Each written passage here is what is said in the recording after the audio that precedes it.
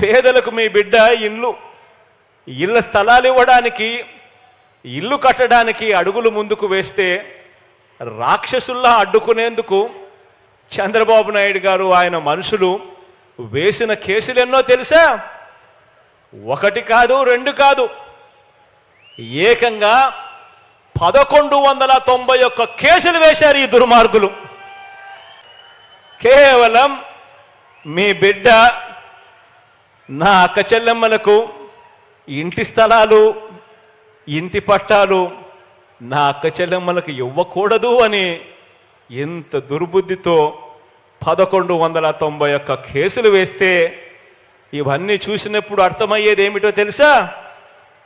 పేదలకు కావాల్సింది స్థలం, పెత్తందారి బాబు ఇచ్చినది పేదలకు కష్టాలు, పేదలకు కన్నీరు.